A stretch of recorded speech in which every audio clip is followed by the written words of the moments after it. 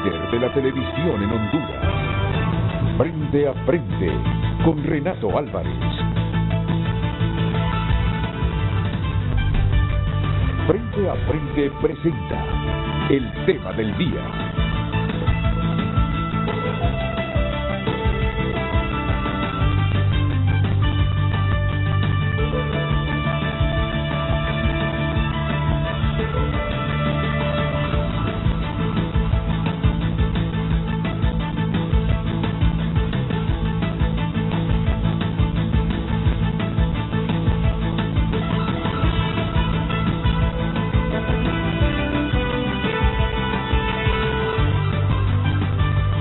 Muy buenos días a todos, bienvenidos a Frente. Aquí el doctor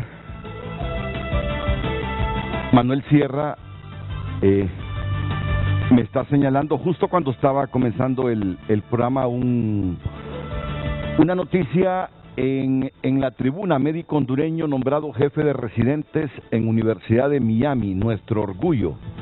Bueno, déjeme ver. Ávila. El doctor Gustavo Ávila, ¿es amigo suyo?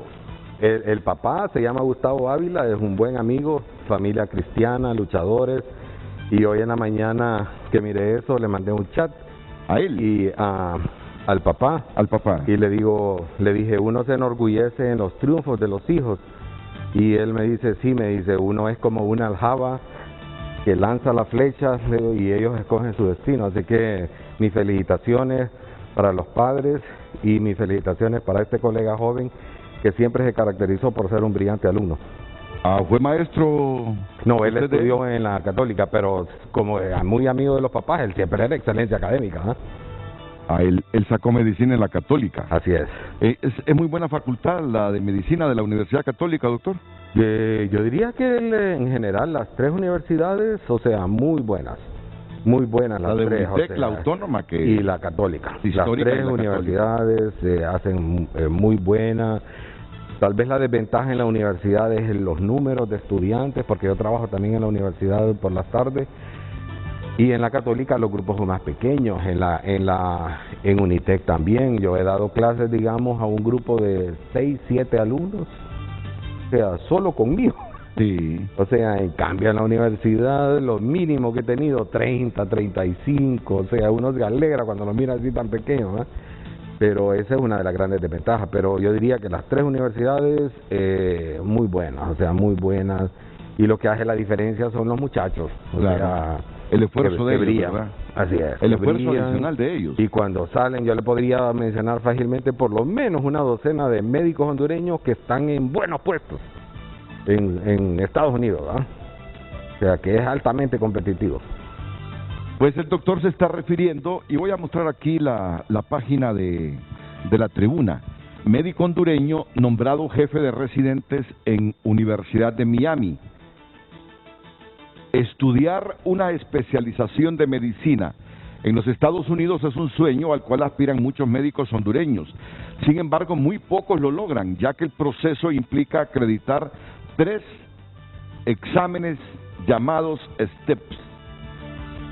El joven médico Gustavo Arturo Ávila Amat, oriundo de Tegucigalpa, es uno de los pocos hondureños que han logrado especializarse en Estados Unidos. Y por si fuera poco, nombrado jefe de residentes en el Miller School de Medicina de la Universidad de Miami.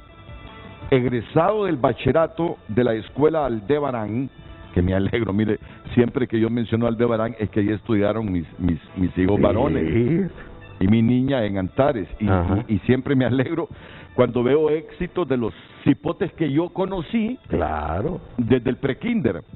Egresado del bachillerato de la Escuela Aldebarán, se graduó de médico general en noviembre de 2015 en la Universidad Católica de Honduras. Y me alegro cuando me dicen, no, mire, muy buena esa facultad de la Católica, es muy buena esa facultad de UNITEC o de cualquier otra universidad, ¿verdad? Así es. Pero en el campo de la medicina siempre uno ha tenido como referencia la Facultad de Medicina de nuestra Universidad Autónoma. Porque es la más grande. Porque es la más grande. Trayectoria. Y uno no puede desconocer el éxito de esa facultad. No la puede desconocer. Y cree que cuando surgen otras facultades jamás tendrán la calidad de la Facultad de la Autónoma. Y es posible que en logística y muchas otras cosas, pero si agrada cuando le dicen, mire que tal persona se graduó en esa facultad de medicina de la Universidad Católica y ha tenido éxito en el exterior, uno se alegra. Son hondureños. Porque el triunfo de la educación superior es la calidad de todas las universidades. Así es. ¿Verdad? Así Y desde esa perspectiva a mí me agrada. No solo porque el muchacho egresa de Aldebarán, donde tengo muy buenos recuerdos con maestros enormes de gran sensibilidad, en el que incluyo a mi amigo del alma, Roger Martínez, porque fue el director mientras yo estuve vinculado a Aldebarán. Unitec. Ajá. Sí, y ahora es el secretario general de Unitec. Así que mi saludo para ese gran hombre. Sí. Íntegro, con muchos valores, Roger Martínez, egresado del bachillerato de la Escuela Aldebarán, se graduó de médico general en noviembre de 2015 en la Católica.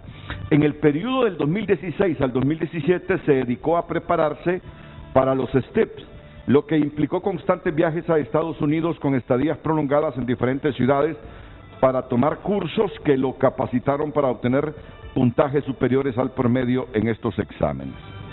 Bueno, hablan de perseverancia, así que las felicidades a este joven médico, Gustavo Arturo Ávila Amat, porque ahora es jefe de residentes. Palabra mayor. Así es. Palabra mayor. Cuénteme qué es ser jefe de residentes de un hospital. Bueno, en un hospital académico, jefe de residentes usualmente es el mejor alumno. Y ser jefe implica que él está al frente de todo el cuerpo de los residentes, de los R3, los R2, los R1. Él planifica los turnos, él es el enlace entre la jefatura de cualquier posgrado y el cuerpo de residentes. O sea, esa es una posición muy honrosa y además muchas veces ellos participan en los procesos de entrevista para aceptar nuevos residentes en la especialidad. Y él, con esa currículum que tiene muy altas probabilidades de que lo acepten en una subespecialidad en cualquier universidad de Estados Unidos. Y desgraciadamente corre peligro de que lo perdamos. Sí, porque es un recurso muy valioso. Doctor, por la fecha que mencionan aquí, este joven médico está jovencito, está 26, arribita, 27, 28. Arriba. No tiene los 30 años todavía. No. Imagínense. No. Imagínense, Gustavo Arturo Ávila Amat. Está cercano a los 30. No conozco a sus padres, pero los felicito. Me imagino el orgullo que tienen. Su padre trabaja con los Centros de Control de Enfermedades en Guatemala, del CDC, en Guatemala. ¿Y la mamá? Y la mamá está allá en Guatemala. Ah, está en Guatemala. Sí. Pero son hondureños ambos, ¿no? Hondureños, Qué bien. Excelente. ¿Y usted qué tal? ¿Cómo está? Pues ¿cómo bien. Estamos tratando? O sea, no es fácil mantenerse. Sí? Hay curvas, ¿verdad? El mantenimiento. Hay momentos que uno está bien disciplinado y hay momentos en que uno que pierde pierde la disciplina. Mis profesores del gimnasio ahí en la Miraflores me van a jalar las orejas porque solo he ido como 1 o 2 días por semana, acostumbrado a ir todos los días. Entonces estoy tratando otra vez de pierde la de disciplina. Volver a tomar. No pierde la disciplina. Sí. Usted es egresado, usted estudió en Harvard, ¿verdad? Sí, hice todos mis posgrados. Todos sus posgrados los hizo en Harvard. Tengo una maestría y 2 PhD de Harvard. Becado, doctor, ¿cómo hizo? Becado, me fui inicialmente con una beca Fulbright de la Embajada Americana. Tuve el placer de conocer al embajador Fulbright como unos 5 años antes de que muriera en Washington, en un evento que nos llevaron. Y justo al terminar el primer año de doctorado me gané una beca del TDR, que es el Programa de Enfermedades Tropicales de la OMS, y con eso terminé mi programa. Estuve 6 años en Harvard. Y es egresado de nuestra facultad de la Universidad Nacional Autónoma. Nunca había ido a una escuela bilingüe, solo había ido a cursos cortos en el ICI, que quedaba en la calle Real de Comayagüela. Cuando tomé el TOEFL, saqué la nota más alta de Centroamérica. E incluso cuando me entrevistaron en la embajada, me dijeron, "Are you sure that you have never been in the United States? ¿Estás seguro de que nunca has estado en los Estados Unidos?" Sí, les digo, nunca he ido. Congratulations. Y yo entonces entré directamente a la universidad sin cursos de reforzamiento, nada, directo a la universidad.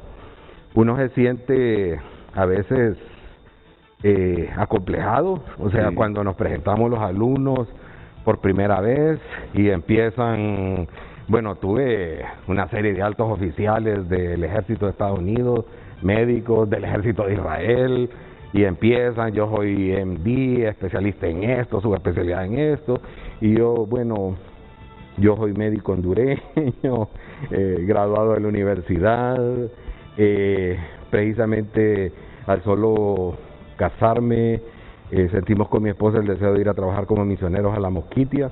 Entonces vivimos como cerca de 3 años en Aguas, con el Hospital Moravo de Aguas. Después trabajé como 1 año y medio en la Montaña de la Flor con otra misión. Y después Dios me sacó de ahí y me llevó a Harvard. ¿Y salió con buenas notas de Harvard? Salí, el índice académico va de 1 a 4. Me gradué con 3.8, que es 98%. Imagínese. ¿E hizo amistades con...? Sí, acostumbrado. De hecho, la actual decana de la Escuela de Salud Pública es una ex compañera mía. O sea, y acostumbrado a ver a los jefes de la OMS, el TDR, del CDC, o sea, todo. O sea, porque esa universidad le da a uno la oportunidad de estar en la gente que está haciendo historia en medicina. ¿Usted es oriundo de Tegucigalpa? De Tegucigalpa, mi papá era de Yauyupe, un departamento de los más pobres del paraíso. Sí. Acaba de morir en marzo a los 90 años. Y mi mamá es de Ocotepeque. Ella tiene 85 años. 85 años. Y apenas pasaron la primaria. Usted es un hombre como de 60 años, ¿verdad, doctor? Gracias, 62. 62 años, sí. Qué bien, doctor, me alegra. Me alegra que un hombre humilde, que tuvo claro siempre que el estudio y esa formación o educación integral es la que saca adelante a la gente, la educación en valores. Así es, lo más importante. Y este hombre ha sido un hombre educado en valores, educado en valores.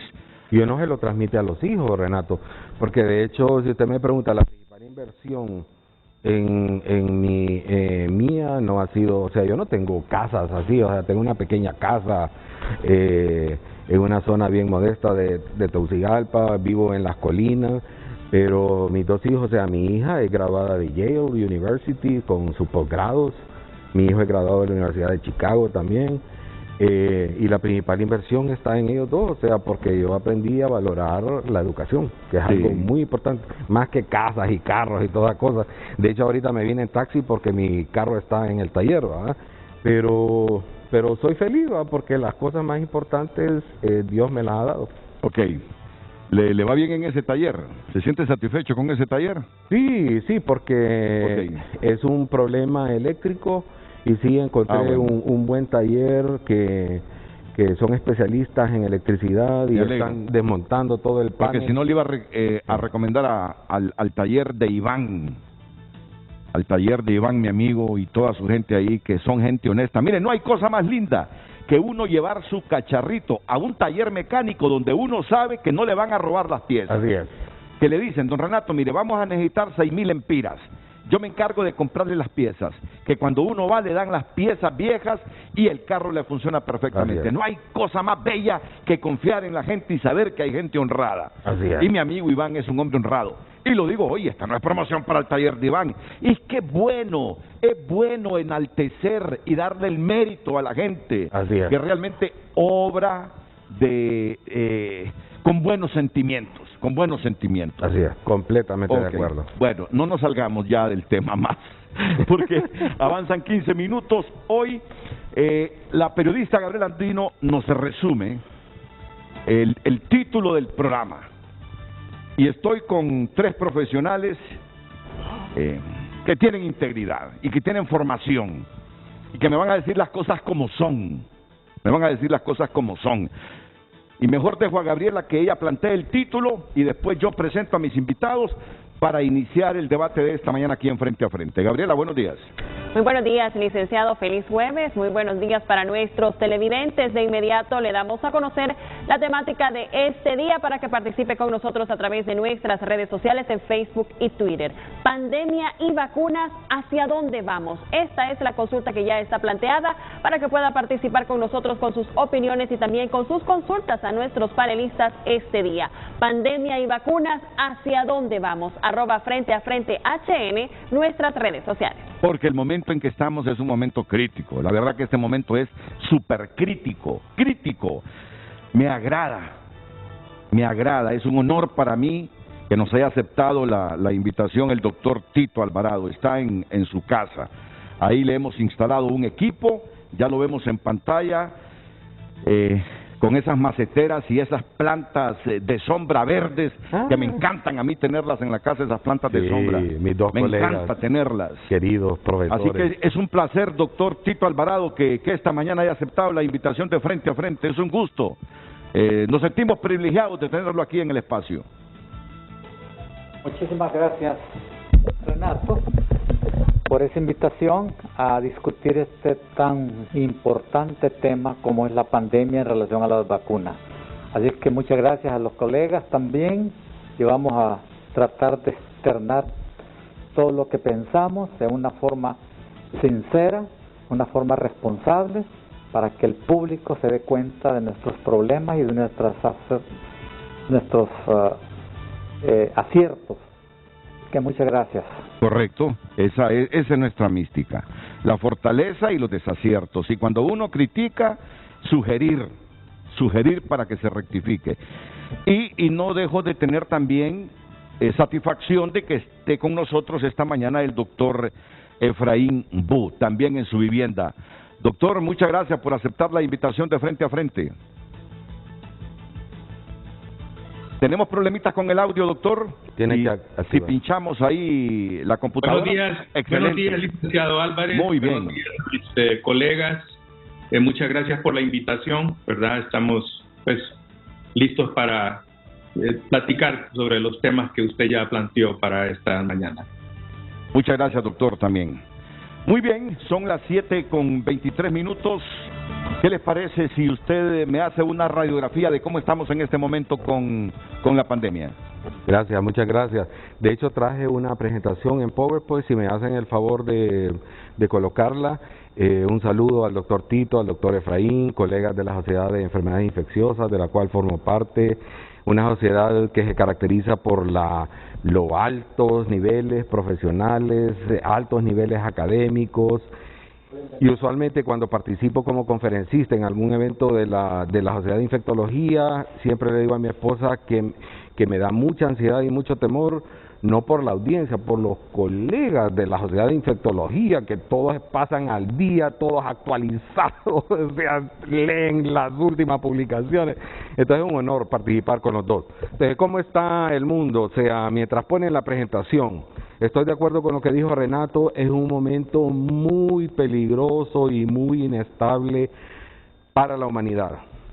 Es decir, si bien es cierto, hubo una carrera vertiginosa para producir vacunas en un tiempo corto que no ha tenido precedentes en la historia de la humanidad, pero las estadísticas hasta hoy a medianoche, o sea, hoy 1 de julio a medianoche, nos dicen que a nivel mundial hay 183 millones de casos de infección por SARS-CoV-2 documentados, o sea, esas cifras pueden ser fácilmente 500 millones de personas.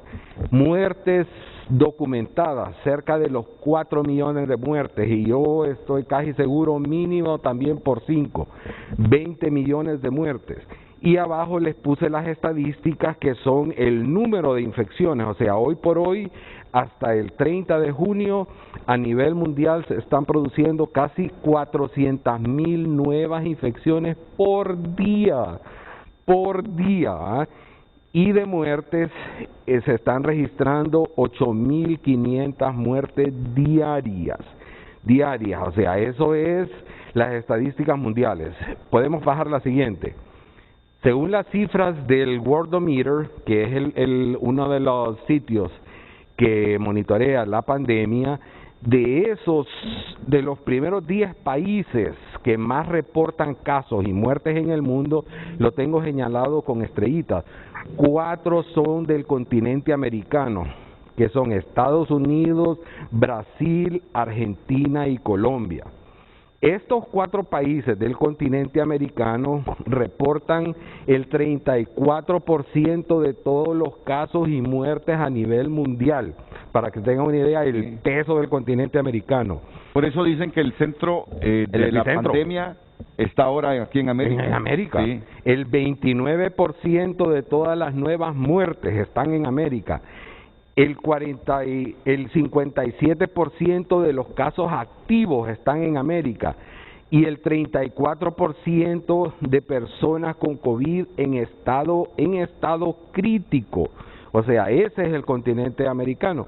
La siguiente, según el reporte de la Organización Panamericana de la Salud, que es su boletín epidemiológico de 29 de junio, o sea, en las últimas 24 horas, o sea, el continente americano reportó casi 112,000 nuevos casos, solo el continente, cerca de 2,900 nuevas muertes, ¿ok?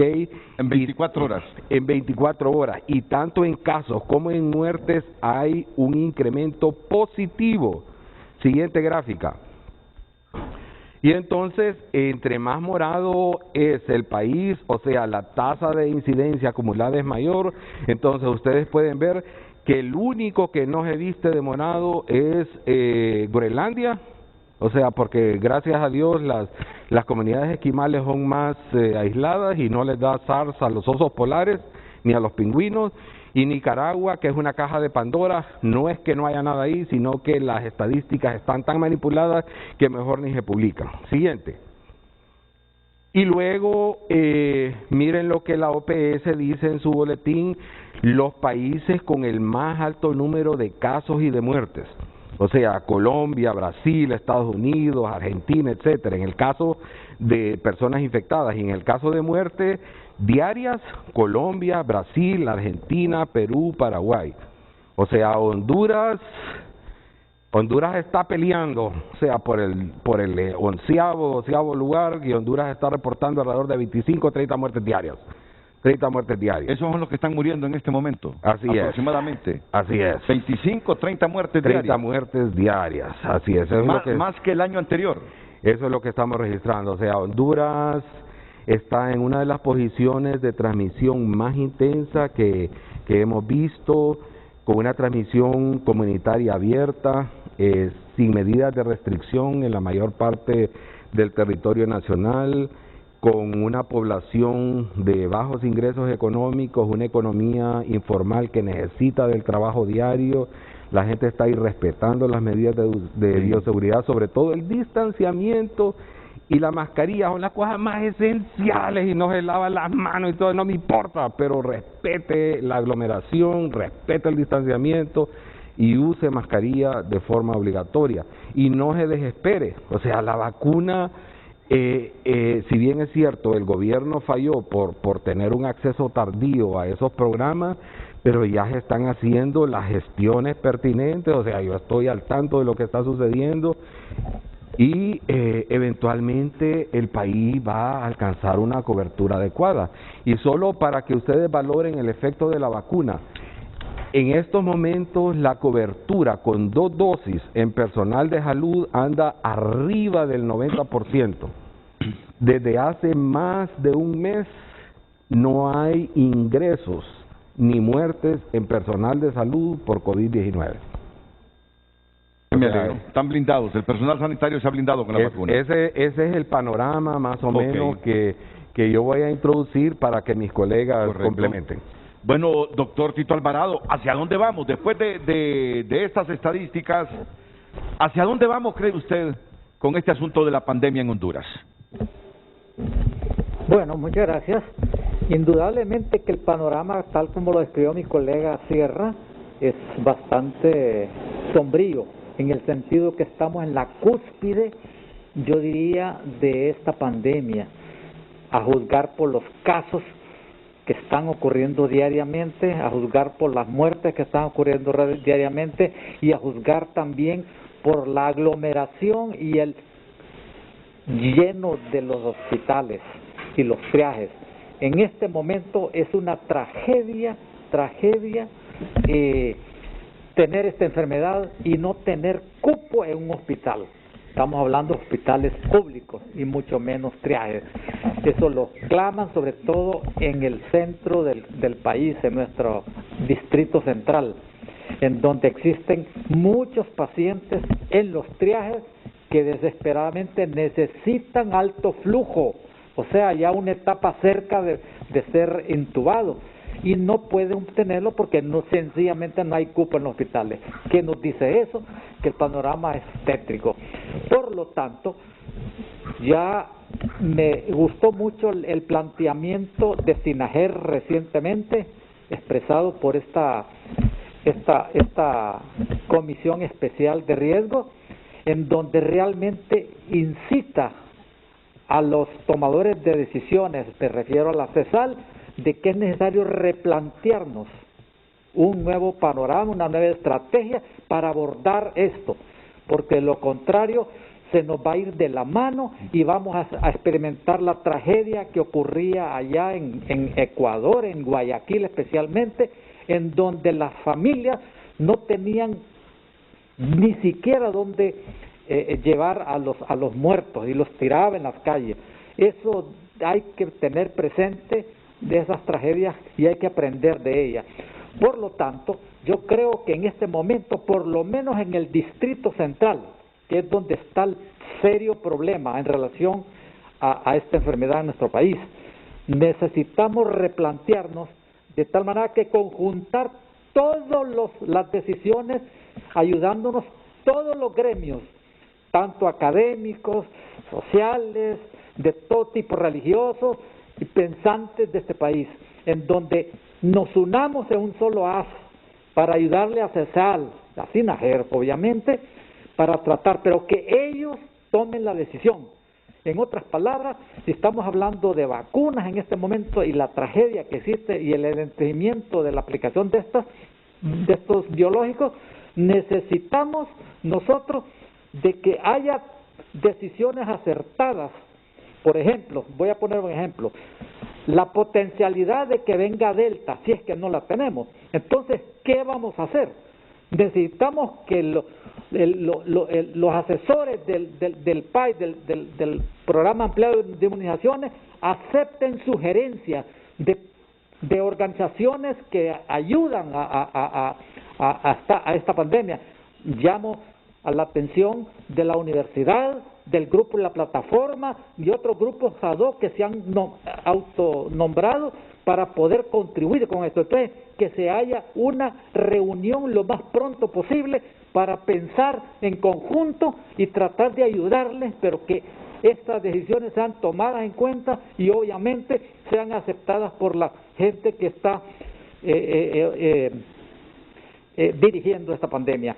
Necesitamos con urgencia hacer esto. Estamos poniendo un simple ejemplo, pero hay muchas otras decisiones que hay que tomar, porque el Distrito Central está siendo agobiado por esta pandemia en este momento. Bueno, pues voy a profundizar sobre qué implica replantearse la estrategia en el manejo de la pandemia ante esta situación de 25, 30 muertes diarias por la COVID en Honduras y el incremento de los contagios en varios departamentos, especialmente en el nuestro, en Francisco Morazán. ¿Qué significa y los alcances de ese replanteamiento? ¿Por dónde debe comenzar ese replanteamiento?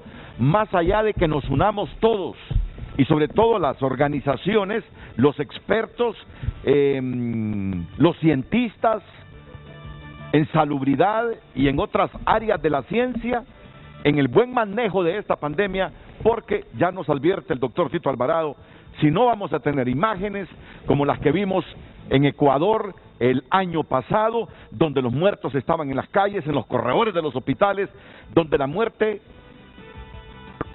se apoderó de la ciudad y la gente cremaba los cadáveres en los sitios públicos. Y tuvo al señor embajador de Ecuador acá. Yo lo tuve aquí, correcto, yo lo tuve. Entonces, cuando hablamos de replanteamiento, doctor Efraín Bu, y más allá de lo que ha planteado, porque tiene otras cosas que decirnos el doctor Tito Alvarado, ¿qué más hay que hacer? Si hay que replantearnos la estrategia en el manejo de esta pandemia para que no caigamos en situaciones extremas como las que hemos visto en algunas ciudades latinoamericanas. Adelante, doctor Efraín Bu. Sí, mire, yo opino que en primer lugar tiene que fortalecerse la conducción y la gestión de esta pandemia a nivel de liderazgo en la Secretaría de Salud. Y creo que debe haber una articulación muy estrecha, porque no existe, con el Instituto Hondureño de Seguridad Social. Son las dos grandes organizaciones públicas que manejan la salud en este país. Creo que la Secretaría de Salud debe retomar con seriedad, con dinamismo, ser muy proactiva en cuanto a la rectoría de la salud en el país. Ese es un aspecto. Pienso que es importante articular también a todas las organizaciones científicas que están bajo la sombrilla del Colegio Médico de Honduras, incluso el Colegio Médico, articularse con las facultades de medicina de nuestras universidades, junto también con la Secretaría de Salud. O sea, necesitamos formar un equipo muy amplio, multidisciplinario, y sería la opinión también de que se constituyera un equipo técnico-científico de muy alto nivel, porque tenemos figuras muy formadas, con mucha experiencia en el país, a casi a un nivel presidencial, para formular las estrategias con base en las experiencias que se han vivido en meses anteriores. Creo que podemos aprender muchas lecciones, ¿verdad? Y en general ya estamos a las alturas. Hemos visto ya muchas conferencias internacionales donde se están evaluando y se están tomando en cuenta las lecciones aprendidas. Dentro de este esquema que estoy planteando, implica, para ya operativizarlo, reactivar y fortalecer toda la red de atención primaria, todas las clínicas de triaje en términos de personal, capacitación del personal, insumos cotidianos, equipos y medicamentos especiales. Esto también es extensivo para los hospitales de segundo y tercer nivel, donde nos llega aproximadamente un 15 o 20% de las personas que se infectan, y dentro de las cuales un 5% terminarán en unidades de cuidados intensivos. Necesitamos nosotros fortalecer también en términos de personal, equipo, insumos y medicamentos a estos hospitales. La otra cosa es que no debemos abandonar ni dejar que se debilite, ¿verdad? O mejor bien relanzar las fuerzas de tarea para a nivel municipal. Yo creo que los municipios deben tener un papel activo, dinámico, muy comprometido en el término de generar fuerzas de tarea para la detección de los casos y contactos y darle seguimiento a estos. Es decir, la trazabilidad de contactos no debe debilitarse, no debe abandonarse, debe continuar. Y debe continuar ahorita porque tenemos nuevos retos. Los nuevos retos son precisamente las variantes que están surgiendo, que no es que acaban de surgir. Esas variantes comenzaron a circular a partir de marzo del año pasado. Entonces, es esperable que vamos a tener rebrotes dentro de una pandemia que nunca se ha logrado controlar en Honduras. Vamos a tener rebrotes mayores con estas variantes que están ocurriendo. Por otro lado, siempre dentro del mismo contexto, es importante fortalecer la red de laboratorios, la red diagnóstico laboratorial, pues, colocando laboratorios de diagnóstico virológico en las ciudades más importantes y más estratégicas del país. Y no solo darle capacidades del diagnóstico virológico molecular, sino que también darles las facilidades y las habilidades para la detección de los parámetros bioquímicos que sirven para el seguimiento de esta enfermedad cuando los pacientes están en tratamiento. Es un aspecto también toral, diría yo. Y otra parte importantísima, que ya la mencionaron nuestros colegas, es relanzar las medidas de bioseguridad. Es realmente lamentable estar viendo en las calles cómo la gente está como creyendo que ya la pandemia ya no existe. Y andan con una liberalidad y un relajamiento extremo, ¿verdad? Y pienso que hay que relanzar esa campaña de bioseguridad, y en esta ocasión ya no solo a nivel nacional, sino que hay que empezar a focalizar grupos fundamentales, ¿verdad? Por ejemplo, para poner los estudiantes, para el caso, para los patronatos de las comunidades, ¿verdad? Y otras organizaciones sociales, sindicatos, donde empezar a focalizar para dirigir la educación preventiva hacia estos sectores y darle sostenibilidad de largo plazo a estas medidas de bioseguridad. O sea, necesitamos, pues, al replantear la lucha contra la pandemia, tenemos que formar equipo, que es lo que no ha habido todo este tiempo, una formación de equipo y entendimiento de todas las organizaciones en el sector salud. Hay que estarse capacitando continuamente, porque así como la enfermedad es de dinámica y de rápido avance, también en la ciencia internacional el avance es enorme. El avance se cuenta sobre bases semanales.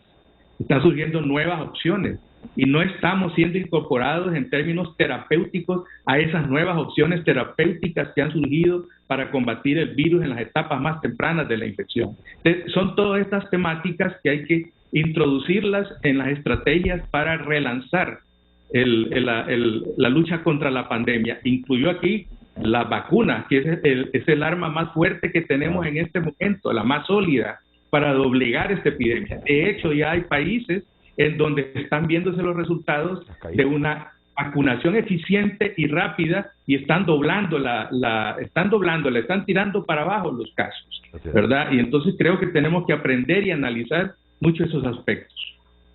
Bueno, después de escucharlos, me pregunto si ese replanteamiento de la estrategia lo podemos hacer con las actuales autoridades de salud.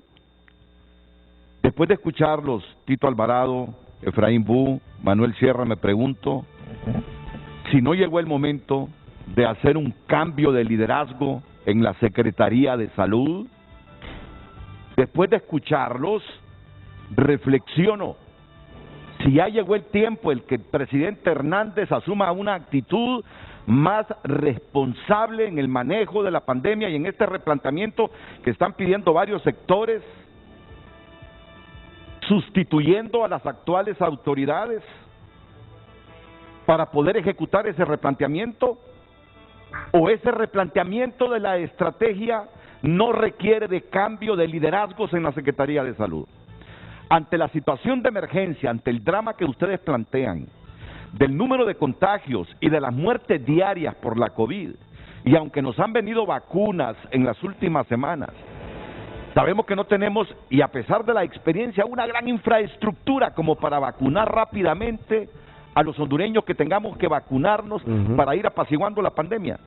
Me estoy haciendo esas preguntas y no las hago para tener más rating, no las hago porque no me cae bien la secretaria de Salud. De hecho, tengo muy buena relación profesional con la secretaria de Salud, con los subsecretarios de Salud, pero ante lo que estamos viendo, me pregunto si están proponiendo desde SINAGER un cambio de estrategia.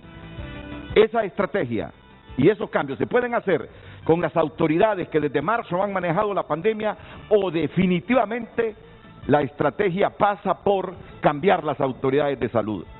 Se los pregunto así, una pregunta simple, pero qué bueno que la conozca el mandatario y que asuma un compromiso, digo yo, mayor ante la situación que estamos viviendo.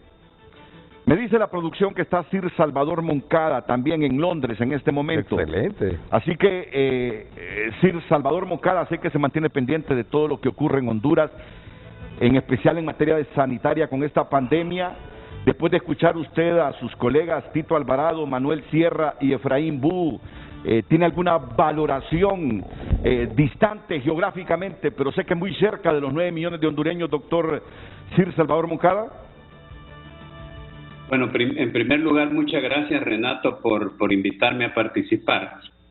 Yo obviamente estoy lejos del terreno, y los compañeros que han opinado anteriormente tienen mucho más conocimiento del detalle de lo que está pasando. Pero yo he oído hablar de la formación de un equipo central que dirija la lucha contra la pandemia desde el principio. Desde marzo del año pasado creo que la universidad planteó eso como una necesidad en la que varios sectores fueran llamados por el gobierno a participar en un esfuerzo conjunto para planificar la lucha contra la pandemia. No hay forma que se pueda resolver este problema si no se hace de una manera coordinada, si no se hace de una manera en la cual la mayor parte de sectores de la sociedad civil y instituciones participen coordinadamente en este trabajo.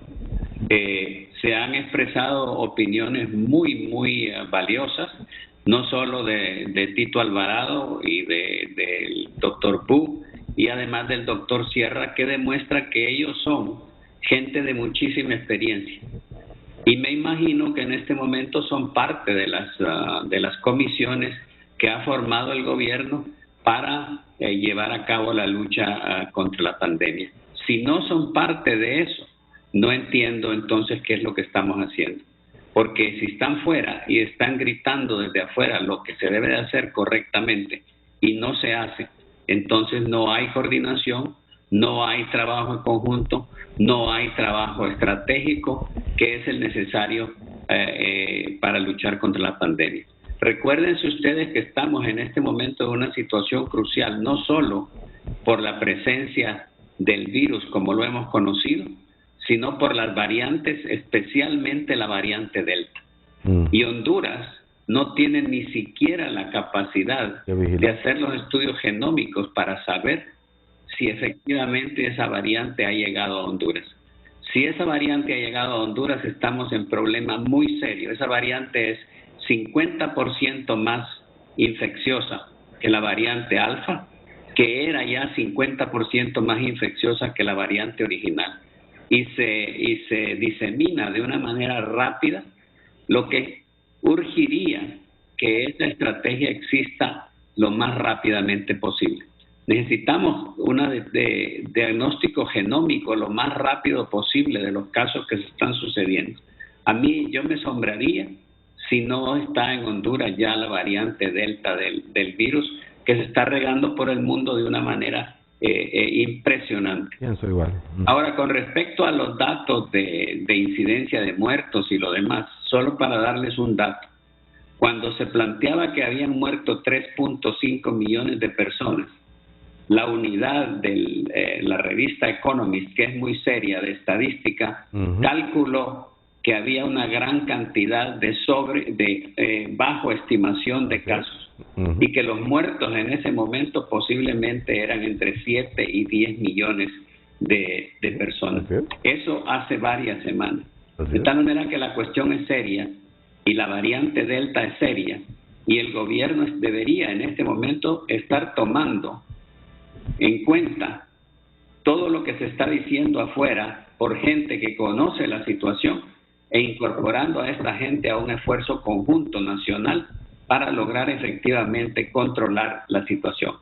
Que estén poniendo algunas vacunas que nos regalaron no es suficiente.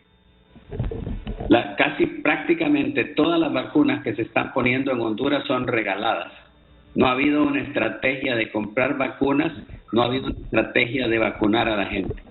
De tal manera que hay que hablar en serio y hay que tomar en cuenta la opinión de la gente que sabe e incorporarla a esta comisión del gobierno para que se trabaje de una manera coordinada. Si no, no estamos haciendo nada.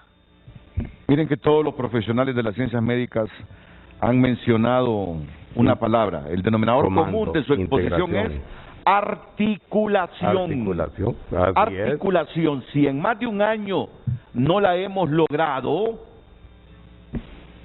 llegó el momento entonces de nombrar personas que logren esa articulación entre todos los sectores para enfrentar la pandemia y estas variantes últimas, sobre todo la Delta, con más éxito. Yo me lo estoy preguntando. Yo no creo que están esperando que esta cosa se riegue más, se agudice más, cuando tenemos enfrente un proceso electoral fundamentalísimo para la democracia en Honduras. Y que va a abrir la transmisión. Yo le digo a la ministra Alba Consuelo Flores, yo creo que llegó el momento, ministra, de una decisión heroica.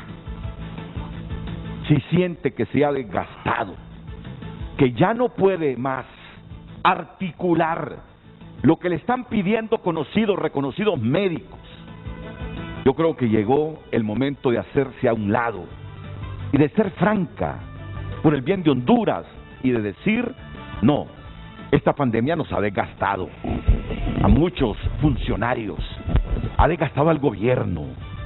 Por lo tanto, para enfrentar estas variantes que vienen más agresivas, yo me hago a un lado, renuncio. Si no es así, Yo le digo al presidente Hernández, creo que llegó el momento también de tomar con más seriedad. No digo que no ha tomado con seriedad el asunto, que han cometido errores, errorazos, actos de corrupción es innegable, pero también debe dar un paso al frente y decir, dejar por un lado el orgullo, dejar por un lado el ego. Los científicos nos están diciendo que nos articulemos. Después de 15 meses, escuchar la palabra articulación solo significa fracaso si no se ha logrado esa articulación. Por lo tanto, ante la variante agresiva, hay que articularse, y ahí el gobernante tiene la obligación ética, moral y patriótica de decir, no, esta articulación no se va a conseguir con quienes no la han conseguido hasta ahora. Tengo que nombrar nuevas autoridades, y en esa decisión debe ser inclusivo. Dejarse el ego, dejarse el orgullo, los prejuicios, los malos sentimientos a un lado y poner a la gente que realmente necesita en este momento articular la pandemia. Porque si es así como lo están diciendo, no tengo por qué dudarlo, son gente con mucho conocimiento. Si decimos que han muerto 7,000 hondureños, ayer eran 7,005. Sí. Y la funeraria dice que es el doble, mínimo, 15,000. Y usted dice que según proyecciones de organismos internacionales hay que multiplicarlo por 3 o por 5. 3 o por 5, por ahí más. Estamos hablando que Honduras pudiese tener fácilmente 25,000 muertos por la COVID. 15,000 a 25,000 muertos. Así es. Voy a ir a la pausa y voy a dejar estas reflexiones en la ministra de Salud. Y no tome, ministra, estas expresiones como de alguien que tiene prejuicio. No tengo prejuicio contra usted, no tengo prejuicio contra usted. Pero si usted ya siente que se desgastó y que no puede articular el manejo de esta pandemia para enfrentar las variantes agresivas que tenemos ya en el mundo, hágase a un lado. Y si no es así, el presidente tiene la obligación de hacerlo, poniendo a la gente que realmente logre esta articulación. Pausa y volvemos. Tunota.com es tu lugar en el mundo digital y estas son noticias que hacen titulares a esta hora de la mañana. Comenzamos en el mundo. Aumenta 18 la cifra de fallecidos por el derrumbe de un edificio en Miami-Dade, entre ellos 2 menores de 4 y 10 años. Estados Unidos habilitará espacio para colocar el género en pasaporte sin limitarse al binario en apoyo a comunidad LGTB. Hombre fue reportado con una ruptura de su miembro viril durante acto sexual. Aquí la insólita historia. Decenas de muertes repentinas en Canadá por ola de calor sin precedentes. Actriz Alison Mack, culpable por delitos cometidos en secta sexual. Estas y otras noticias, así como columnas de interés, entretenimiento, todo en tunota.com, tu lugar en el mundo digital.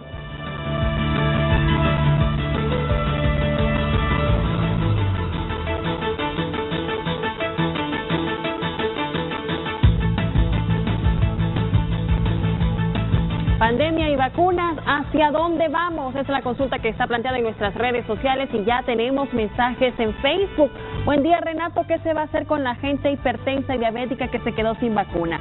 Porque la gente no sabía que estaban pidiendo constancias, carnet, etcétera. Yo en mi caso hasta como a las 11 de la mañana me di cuenta que pedían una constancia médica después de hacer fila 3 horas. Así que salí corriendo a pedírselo a mi médico, pero cuando regresé ya estaba cerrado la UPN. Estuve todo el resto de la semana yendo a la UTH, la UNAL, la UPN, la Católica, Vía Olímpica y todos como puestos de acuerdo me dijeron que no. El COVID ni espera ni pide papeles, Renato. ¿Qué piensan hacer con tanta gente que se quedó sin la primera vacuna y ya se habla de la segunda dosis? Pregunta. Aristides Guevara Juárez. Solo don Salvador Moncada se refirió al único culpable, es el actual gobierno. Ni siquiera comprar vacunas han hecho estos cachurecos. Basta ya. Damián Luis, vamos a una catástrofe social no solo en el aspecto de la pandemia, sino en lo político y democrático. Utilizan siempre el término problema mundial, pero si no se hubieran robado 3,000 millones de dólares, no se estuviera muriendo tanta gente. Y ahora estamos en el pico y no hay dinero. Más préstamos y más préstamos. ¡Qué desastre de gobierno! Gustavo Beckel, todo es premeditado para que siga el caos y ellos poder seguir haciendo sus picardías y para que no hayan elecciones y que el indómito siga en el poder. Alan Alvarenga, buen día. Renato, lastimosamente en Honduras, debido a la corrupción de los diputados, ministros y otros empresarios corruptos, vamos hacia un abismo. ¿Qué se pudo hacer con los 50 millones que Marco Bográn y Juan Orlando Hernández se embolsaron? A los políticos, todos de Honduras, ¿de cuándo acá les importa la salud de sus habitantes? Y con mucha parte de la población que ni caso hace, Honduras está condenada al fracaso. Leemos un último mensaje de Ana S. Cepeda, de 25 a 30 pacientes diarios oficiales. Pero ¿en qué estadísticas están incluidas las muertes en hospitales privados, en las casas, en aquellos lugares donde no tienen acceso a la salud? Para rematar, el pueblo no entiende en usar todas las medidas de bioseguridad. Agradecemos todos sus mensajes y participaciones. Continuamos con Frente a Frente. Y por eso es que el organismo internacional que mencionaba el Ciro Salvador Moncada y el doctor Manuel Sierra establecen el subregistro que existe. Multiplique por 3 las muertes oficiales que nos dicen. Por lo menos multipliquémoslas por 3. Y verá que si ya van 7.005 muertos por COVID, datos oficiales en Honduras, esto pudiera ser entre 20 y 25.000. Las funerarias le pasan diciendo mínimo el doble. Sí. Mínimo el doble, 14.000. Yo le sumo 7.000 más. Mire, yo le voy a pedir a los 3, lo que menos quiero es comprometerlos, pero sé que todos tienen una mentalidad independiente. Viven de su trabajo, de sus esfuerzos, de su perseverancia, de su lectura, del trabajo que han hecho en la vida, que no están comprometidos políticamente con nadie.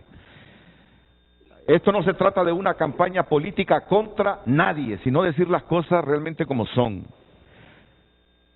En esa articulación que todos ustedes están pidiendo, necesitamos cambiar o que se cambien las autoridades de salud para recomponer con una nueva estrategia la pandemia, ahora que tenemos situaciones más complicadas por las variables más agresivas, así brevemente, y después vamos a pasar al tema de vacunas y otros elementos importantes.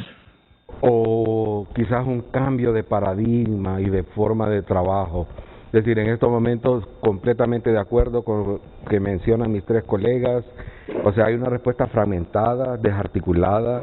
SINAGER va por un lado, Secretaría de Salud va por otra, los triajes van por otra, las brigadas van por otra, la unidad de vigilancia de la salud que maneja el laboratorio va en un lado, SINAGER tiene una unidad de vigilancia de la salud también paralela, el sector privado va por otro, los laboratorios privados también, y con mucha pena les puedo decir que yo miro que la mayoría de las alcaldías en el país han asumido poca responsabilidad en esta pandemia. O sea, en estos momentos, por ejemplo, la alcaldía de Tegucigalpa, o sea, con su equipo de salud, es la llamada a conducir una estrategia articulada que dé respuesta a la población más vulnerable en estos momentos, que es la ciudad capital, que está siendo hecha a pedazos por esta pandemia.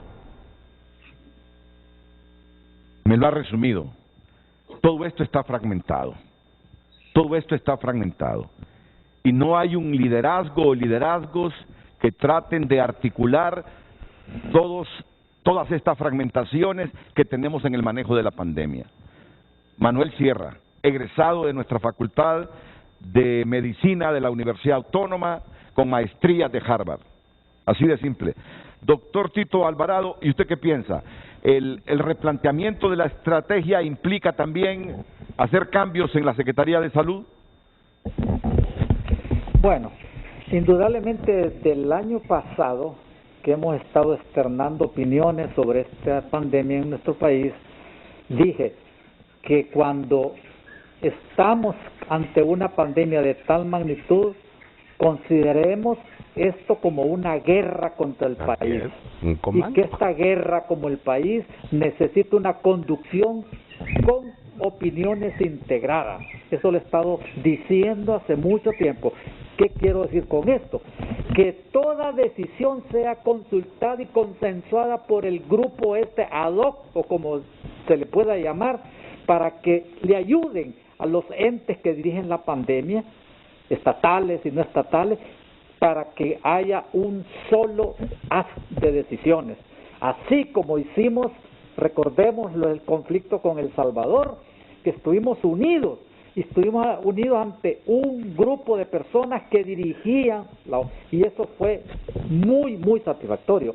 Pues así como hicimos con ese conflicto, debimos hacer desde hace mucho tiempo una unidad granítica de toma de decisiones para poder actuar.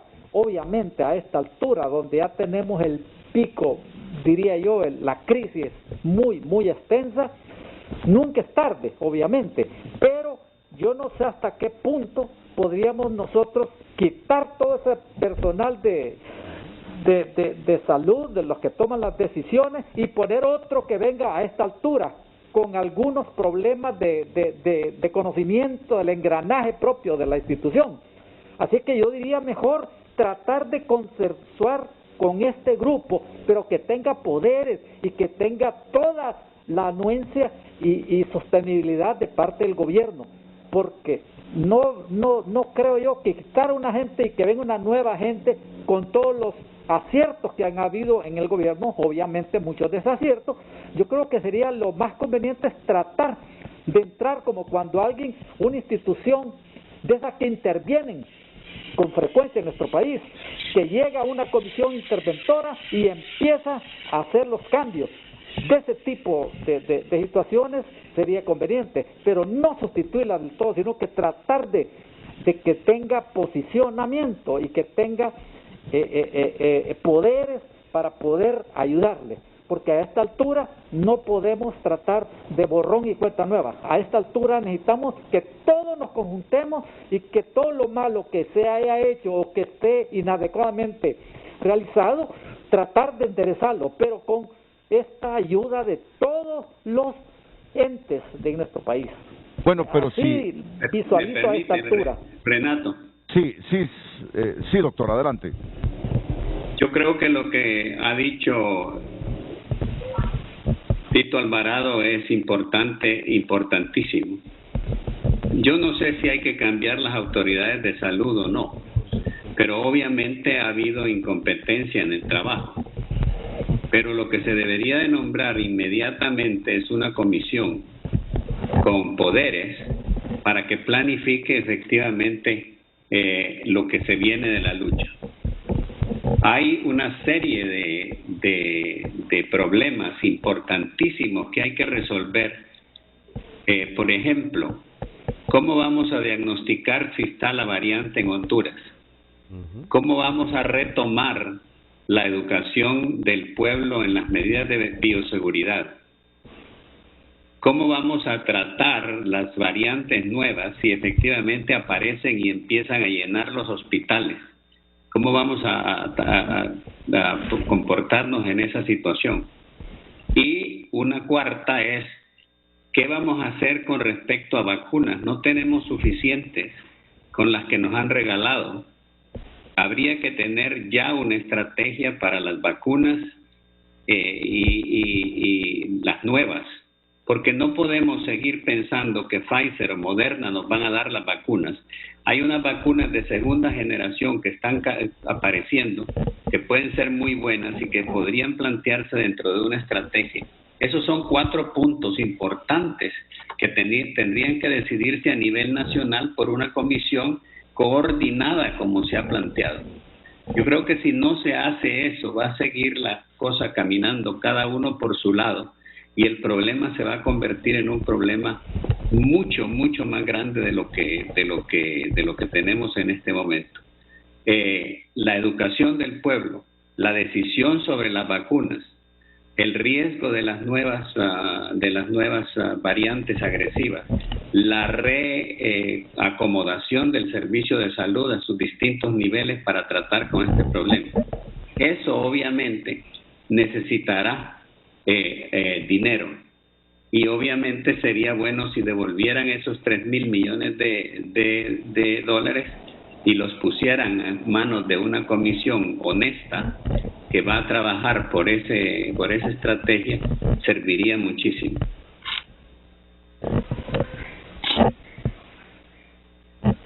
Qué gusto me daría ver a los 4 en esa comisión central, e incluyendo a otros, para tomar las decisiones heroicas que en este momento de la pandemia necesita Honduras. ¿Y usted cómo valora ese replanteamiento? ¿Pasa por cambio de autoridades o por dónde, doctor Efraín Búho? Mi respuesta es sí, pasa por el cambio de autoridad.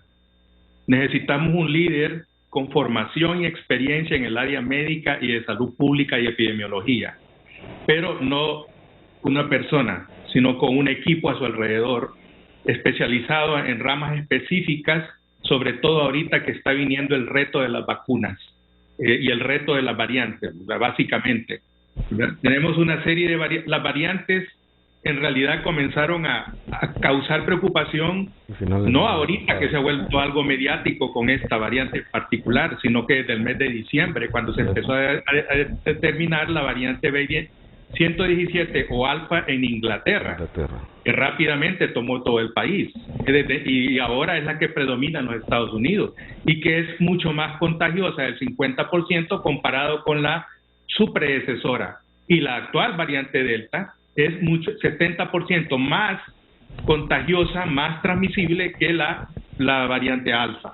Entonces se necesita tener un equipo técnicamente muy preparado para analizar las opciones que se tienen para enfrentar el reto de esta variante. Creo que desde aquel momento, desde diciembre, debió haberse establecido la vigilancia genómica, porque muchos países de América Latina empezaron a vigilar el tipo de variantes que estaban circulando en sus países desde el mes de diciembre que se comenzó a hablar de esto. Nosotros estamos hasta ahorita, nos dimos cuenta hace un par de semanas de unas muestras que mandó la Honduras a la OPS, que estaba circulando aquí la variante alfa, la B117, que es esa, la variante surafricana, la 1351, y la variante brasileña P1. Pero no sabemos cómo estamos con la variante Delta en este momento. Sabemos que ya está en Panamá y no me extrañaría que ya estuviera circulando aquí. Todo eso requiere equipos técnicos bien formados y estudiosos alrededor de un liderazgo sólido en el área médica, ¿verdad? Y tenemos en este país y dentro de la misma Secretaría de Salud hay personas muy competentes que pueden manejar esa situación, como también las hay en el área académica, por ejemplo. Y ahí tenemos a su lado, ¿verdad?, el doctor Manuel Sierra, que es uno de los grandes cuadros que tiene este país en el área de epidemiología. Entonces hay gente muy preparada, ¿verdad?, y que puede conformar este equipo y convertirse como en la luz que ilumina el camino que nos queda, porque es muy largo y va a ser muy difícil. Vienen tiempos mucho más difíciles de los que hemos pasado. Me permite decir una cosa nada más. La variante Delta se está regando por los Estados Unidos ahora muy rápidamente. Y no sería raro que esté en Honduras ya. ¿Ya está? Y esa sí es un peligro muy serio. Es decir, eso obligaría a una acción de emergencia sobre la acción de emergencia que ya era necesaria. Así es. Y mire, las probabilidades de mutación del virus son directamente proporcionales a la intensidad de transmisión. Entre más transmisión comunitaria esté existiendo, el virus aumenta sus probabilidades de cometer fallos en su replicación genética, y de ahí es que surgen las variantes. Entonces, por eso es importante las medidas de bioseguridad, porque la bioseguridad, a la par de las vacunas, disminuye la intensidad de la transmisión y nos da tiempo para alcanzar las coberturas adecuadas y poder llegar a esa famosa inmunidad de rebaño.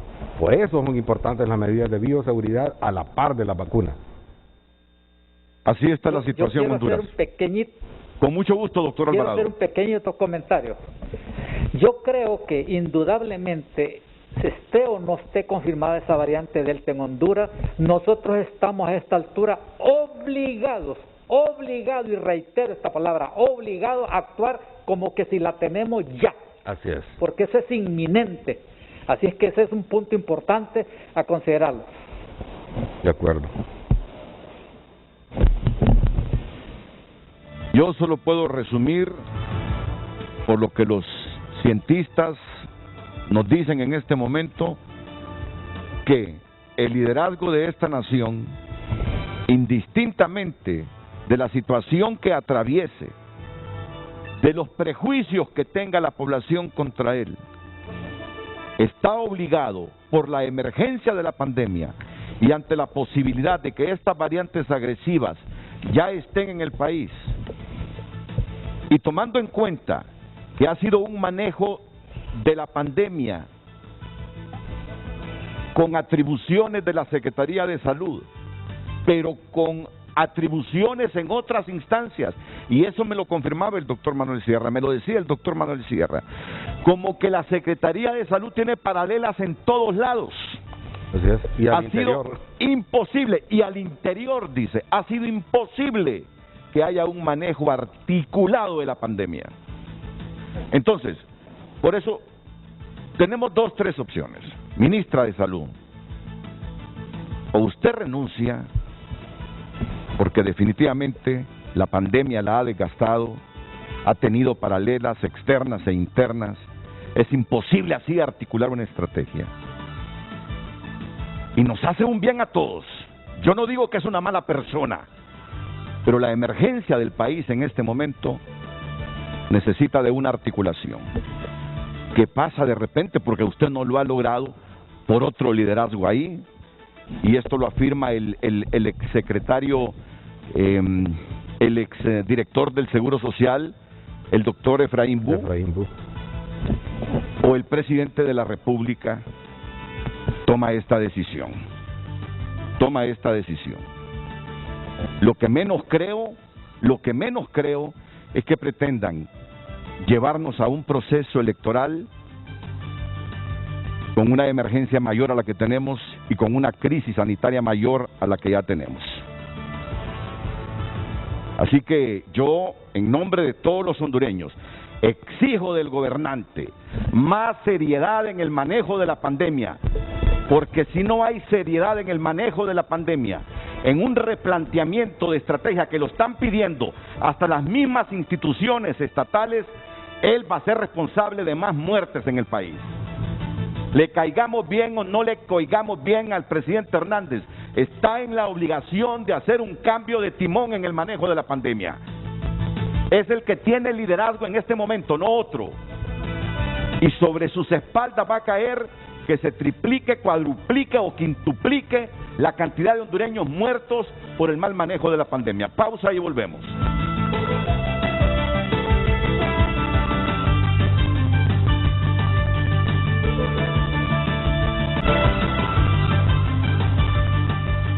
Continúan llegando sus participaciones. La OTSE pregunta, dice, ¿por qué no se nacionaliza la salud? Se da gratuita a nivel nacional. ¿Por qué la salud está en manos de un pequeño grupo de poder que se beneficia de la desgracia de la gente? Eso nos ha afectado, y no solo en el tema de la pandemia. Alexa González, lo que no se entiende es la terquedad del presidente de mantener a Alba Consuelo al frente de esta institución tan compleja. Ha creado paralelas para ayudarle en vez de cambiarla.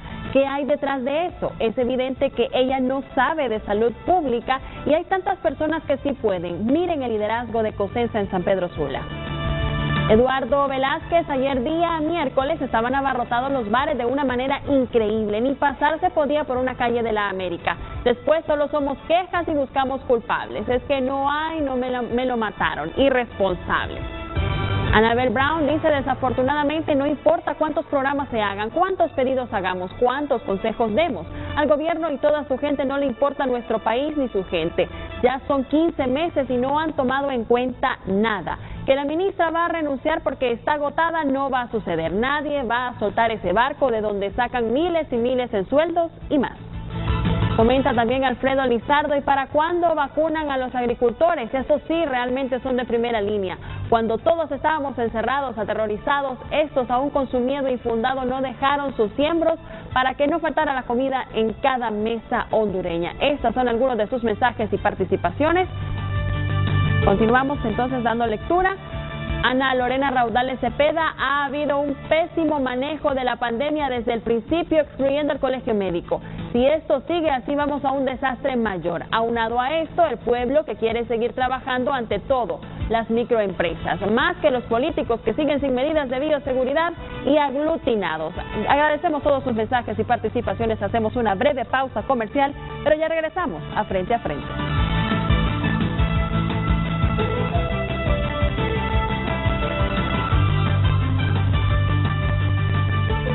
Con Frente a Frente gracias a Banco Atlántida. Una vez que aprendes es muy fácil con las actualizaciones de Atlántida Móvil y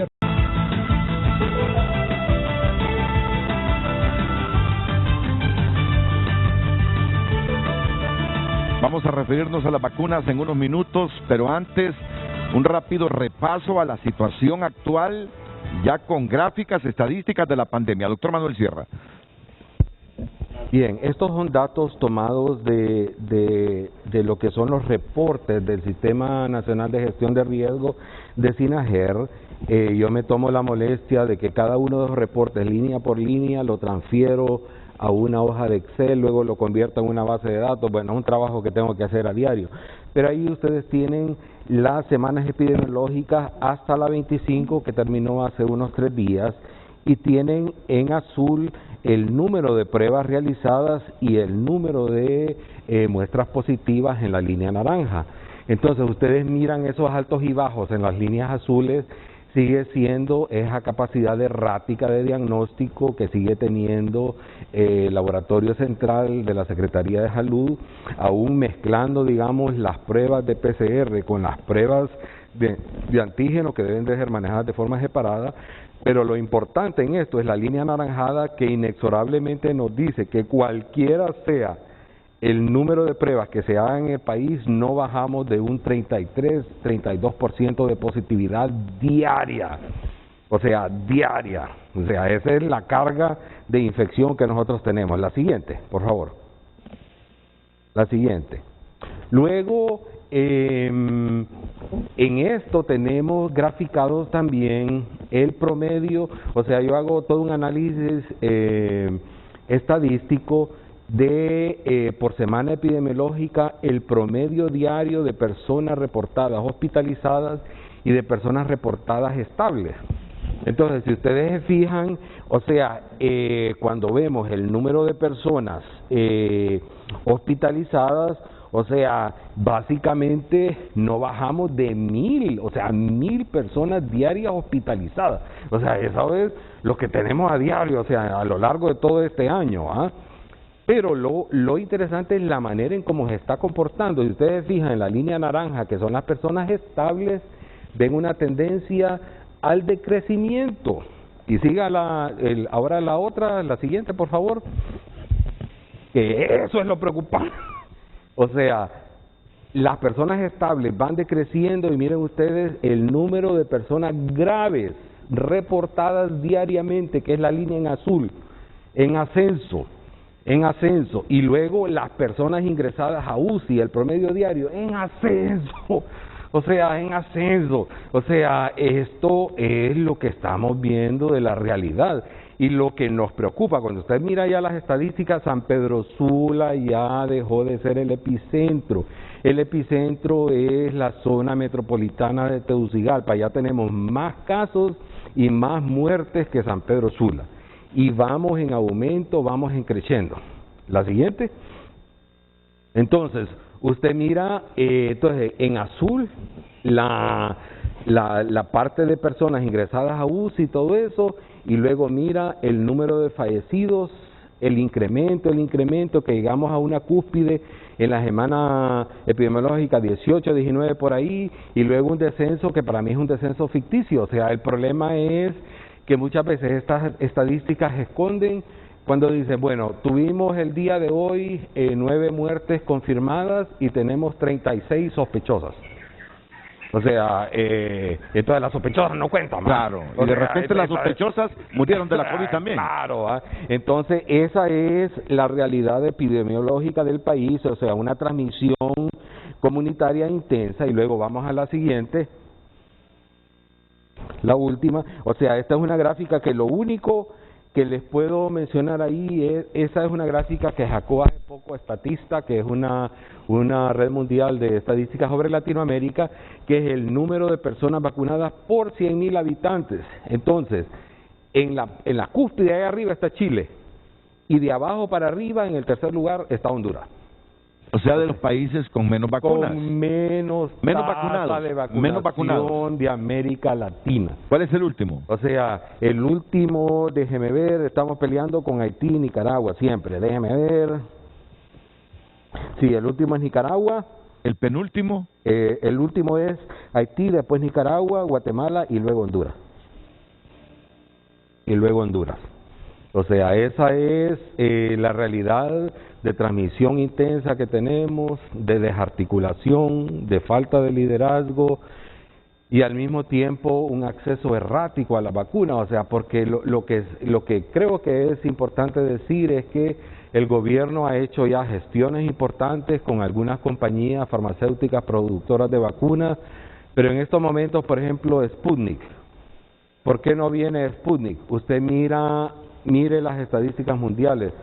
Rusia está en un tremendo problema de transmisión intensa y número de muertes que se le está escalando. Ayer hubo casi 700 muertos en Rusia. Entonces, anteayer 652. En estos momentos Rusia está declarando como prioridad su población, o sea, y la cobertura de población, igual que lo hizo India, o sea, y Estados Unidos nos donó una vacuna Pfizer que tiene más o menos una ventana de expiración más o menos como de unos 3 meses que le sirve a Honduras, pero para propósitos de Estados Unidos se vence muy rápido, porque ya ellos alcanzaron una meseta y están ahorita en las poblaciones más difíciles de alcanzar. Entonces Honduras, en medio de una transmisión complicada, se mueve a los intereses poderosos de las compañías farmacéuticas, las grandes demandas de los países con poblaciones y capitales y economías más grandes, y creo que es importante lo que Sir Salvador Moncada nos mencionó y nos propuso, que esta comisión analice constantemente nuevas opciones. O sea, eso fue, por ejemplo, el rol que nosotros jugamos en la plataforma. Nosotros desde junio del año pasado empezamos a pelear para que Honduras cambiara su marco legal y que Honduras tuviera la posibilidad de negociar con otras compañías fuera del mecanismo COVAX. Desgraciadamente el marco legal lo cambiaron hasta finales de enero de este año, por eso es que Honduras inició tardíamente el acceso a los programas mundiales de vacunas. Ayer el presidente Hernández le pidió a la población que no le hiciera caso a las aves agoreras que pasan diciendo que la Sputnik, por ejemplo, no va a llegar. No se trata de aves agoreras, presidente Hernández. Es que solo hay que ver lo que está pasando en Argentina. Ayer se cumplía el periodo de 3 meses para mucha gente, miles de gente que se vacunaron con la Sputnik V. Y justamente hasta ayer llegaron como 350,000 vacunas. El segundo componente. El segundo componente, la del refuerzo. Así es. Hasta ayer llegaron y falta un montón de gente. Argentina está asustada realmente, aunque dicen que ahora van a producir la Sputnik también ellos. Exactamente. Entonces, es que estamos viendo qué está sucediendo con la Sputnik. Guatemala. La canciller le pidió al fondo ruso que le devolviera el dinero que adelantaron para comprar la Sputnik. E inmediatamente vinieron los rusos y dijeron, no, mandémosles unas cuantas dosis a los guatemaltecos, que le van a llegar pronto. Yo creo que lo más fácil es decir aves agoreras que pronostican. Esas aves agoreras lo que hacen es leer lo que está pasando en América Latina con la Sputnik. Pero bien, me gustaría el criterio, porque ya tenemos 1.5 millones de dosis de Moderna donadas por Estados Unidos. Me gustaría conocer el criterio que sobre esta vacunación tiene Tito Alvarado, Sir Salvador Moncada y Efraín Bu también, después de la pausa comercial.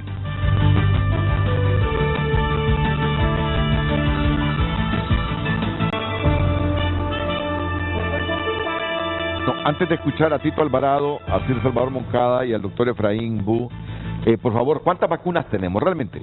Aquí con el doctor Manuel Sierra, rápidamente, ¿cuánto es el porcentaje de vacunas que tenemos? O sea, en estos momentos les pido que presenten por favor la diapositiva. Estamos en las estadísticas, exactamente. Las estadísticas de la Secretaría de Salud hasta el día de ayer. O sea, tenemos 2.8 millones, 2.883.090. Tal y como afirma la población, la mayor parte de las vacunas, o sea, y agradecemos a los países donantes, Israel inició, El Salvador, Estados Unidos, o sea, México también, que siempre nos han apoyado. El país también ha hecho ya gestiones de compra, las únicas que han venido por gestión de compra han sido las de AstraZeneca, Pfizer creo que ya va a venir otra dosis comprada, etcétera. Ayer llegó la de Pfizer comprada, ¿verdad? ¿Cuántas dosis llegaron? 59,000. Exacto, entonces en estos momentos para planificar tenemos 2.8 millones de vacunas. La siguiente, por favor. en estos momentos, según las estadísticas, estas son las estadísticas del PAIVA, ¿eh? O sea, tenemos de ese total de dosis de 2.883.000 dosis. No, pero estas son las que están en camino, ¿eh?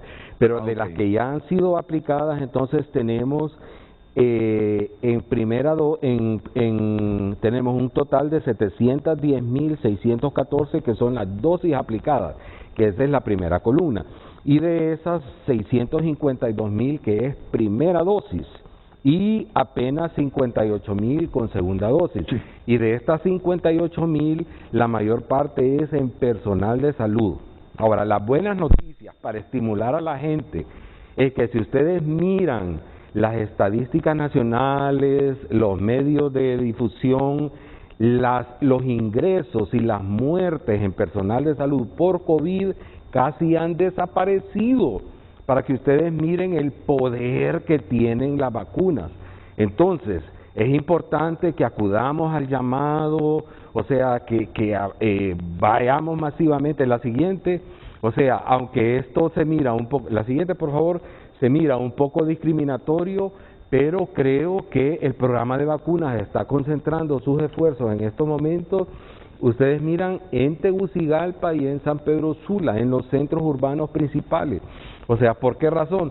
Porque la pandemia, o sea, el virus del SARS-CoV-2 tiene una alta tasa de reproducción básica que se transmite intensamente, entonces necesita grandes cantidades de población susceptibles para mantener su transmisión. Entonces, lo más costo efectivo en estos momentos, frente a la escasez que tenemos, es concentrar los esfuerzos en los centros urbanos principales. Salud empezó bien con el grupo de salud, que era uno de los grupos más expuestos, que tenía una alta tasa de mortalidad.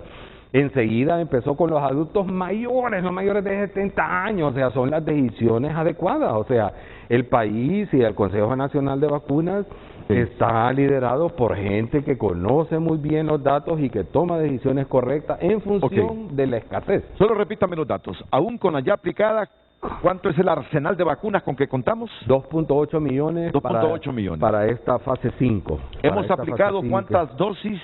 La primera dosis, ¿cuántas hemos aplicado? En la primera dosis, ya le digo, para decirle siempre Solo sé que el cuadro 652.489 y en la segunda dosis apenas 58.125. Y ahora, epidemiológicamente, o sea, quiero que me entienda la población también. Aún con la primera dosis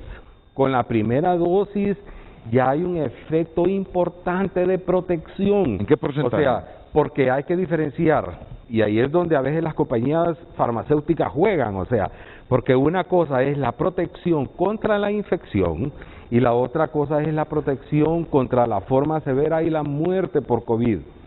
Si usted tiene una dosis, por ejemplo, de Sputnik, con una sola dosis de Sputnik, sus probabilidades de infección se reducen más o menos como en un 50%, o sea, se reducen a la mitad, posiblemente hasta un 60%. Y contra la forma severa de COVID y muerte por COVID se reduce casi en un 90%, o sea, se va para ¿Solo abajo. con la primera dosis? La forma severa, así es. Entonces, para que esto sirva como un porcentaje de alivio a la población, o sea, que poco a poco vamos, o sea, y hay que tener paciencia, medidas de bioseguridad mientras tanto, y que poco a poco vayan llegando los lotes de vacunas al país. El país ha demostrado que si le llegan los lotes, vacuna rápidamente, o sea, porque esa es la fama y la experiencia que el país ha acumulado por años. Quiero escuchar la opinión sobre el proceso de vacunación que tiene el doctor Tito Alvarado, Sir Salvador Moncada y Efraín Bu. Comienzo con Tito Alvarado. Bueno, yo lo resumiría en dos palabras: lento y fragmentado. Obviamente, este proceso se ha mejorado enormemente en las últimas adquisiciones de la vacuna, eso sí, y también en el nivel de aplicación de la misma, utilizando aquellos miembros que más a riesgo están, como los miembros de salud, que ya tienen un 90% de cobertura. Eso es muy bueno. Lo que no es bueno, también hay que decirlo. Por ejemplo, Para mí fue un error aplicar una sola dosis cuando vino el Sputnik. Las 47,000 dosis que vinieron se aplicaron una y una, en vez de asegurarle a las personas la segunda dosis teniendo la vacuna en el país. Ese es un punto importante, y eso no, obviamente no se va a repetir, porque escuché cuando ya vino Moderna, si vinieron 1.5 millones, que se van a vacunar el 50% para asegurarle el 50% restante la segunda dosis. Eso está correcto, y ojalá que Pfizer también sea así, porque esta condición del Sputnik es una zozobra en este momento para muchas personas que se han aplicado esta vacuna, y es un lamento constante de qué va a pasar. Obviamente he escuchado buenas noticias de parte del gobierno que dice que pronto va a venir, y eso me satisface, porque miembros de mi familia están en ese juego en este momento, de tal manera pues que eso es importante. Pero si nosotros hacemos un parangón entre lo aplicado de la vacuna y la meta a seguir, estamos muy distantes. Estamos hablando de 5.700.000 habitantes de Honduras que necesitan ser inoculados de los 9.4 millones que somos. Por lo tanto, si hemos aplicado 202 millones y tantas con una dosis, la gran mayoría, estamos muy distantes. Al otro lado de la frontera tenemos un El Salvador que está vacunando 20 a 30 mil diarios de vacuna, ya lleva un porcentaje importante de vacuna con 2 dosis. Todo eso fue por no hacer tempranamente las negociaciones desde el principio, las negociaciones bilaterales, no solo confiar en el proyecto COVAX. ¿Por qué? Porque desgraciadamente el proyecto COVAX, si era muy bueno en tiempos de no pandemia, está bien, pero estábamos en tiempo de pandemia, en donde había el problema de que así como Honduras estaban cientos de países, y por lo tanto, si no hacíamos las negociaciones como Costa Rica, Panamá, El Salvador, nos íbamos a quedar a la saga, y así ocurrió. De tal manera pues que ese fue uno de los pecados terribles que cometimos, errores terribles que cometimos. Claro, estaba basado en que no se cambiaba una ley, pero eso un PCM la cambia de la noche a la mañana, y se hizo, pero se hizo tardíamente hasta enero de este año. Esos errores nos está pasando la cuenta. Imagínense que en El Salvador no ocurrió eso, y tiene tanta vacuna ese país que hasta nos regala.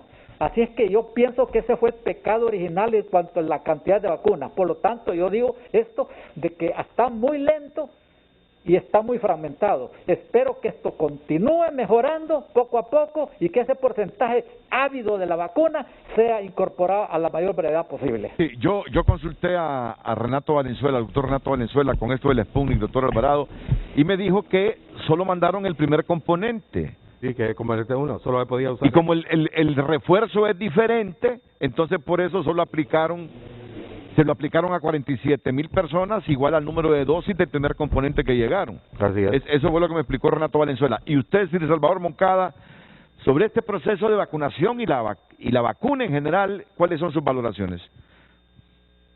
Bueno, yo quiero tener un pequeño adendum ahí. Sí. La diferencia del primero y el segundo componente solo es el tipo de adenovirus. Ajá. El tipo de adenovirus 26 del primer componente y el adenovirus 5 del segundo.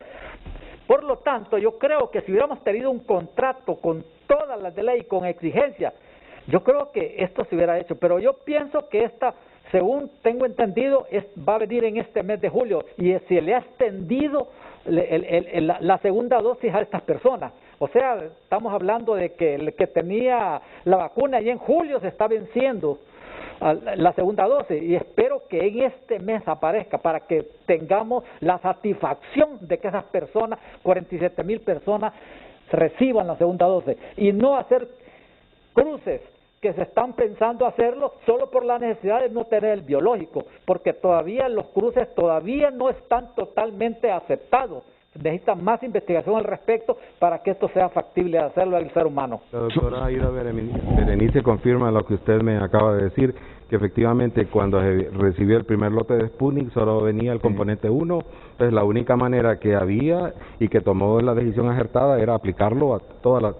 Sobre esos cruces de vacunas, Sir Salvador Moncada, de los que ya comienzan a hablar nuestras autoridades aquí en el país, porque no viene el segundo componente en el caso del Sputnik, ¿qué nos puede usted decir? Bueno, en primer lugar yo quiero apoyar todo lo que acaba de decir Tito Alvarado. El proceso es lentísimo y completamente descoordinado. Y no entiendo cómo alguien puede celebrar el hecho que solo tengamos 58,000 gentes vacunadas en este momento. Eso es realmente imperdonable. Yo creo que habría que, y todo esto es el resultado de lo que hemos estado hablando antes: descoordinación, falta de planificación, falta de visión, falta de coordinación de los distintos grupos y así sucesivamente. Entonces cada uno va por lo suyo y tenemos en este momento 58,000 gentes vacunadas. Yo me pondría a llorar en vez de celebrar. Con respecto a las vacunas, a las dos, en este momento ya hay estudios que demuestran que la mezcla de vacunas empieza a hacer dar datos positivos, pero eso fundamentalmente son con respecto a la vacuna Pfizer y AstraZeneca, y la vacuna Moderna y la vacuna de AstraZeneca, porque las otras vacunas no sabemos, porque no hay ningún estudio que demuestre que la combinación de Sputnik con otra vacuna tiene un mejor resultado. Con respecto a AstraZeneca y Pfizer, sí, la combinación de AstraZeneca y Pfizer es buena, da una buena respuesta inmunogénica. Lo mejor obviamente es Pfizer y Pfizer, pero AstraZeneca seguida por Pfizer es muy buena y es mejor que 2 dosis de Astra. De tal manera que empiezan a surgir los estudios. Este es un estudio que salió de Oxford hace unos 2 o 3 días. Así es. Demostrando que esas combinaciones son positivas. Que funcionan con otras vacunas, no sabemos. Eso tendrá que ser investigado adecuadamente antes de poder decidir si se mezclan o no se mezclan las vacunas.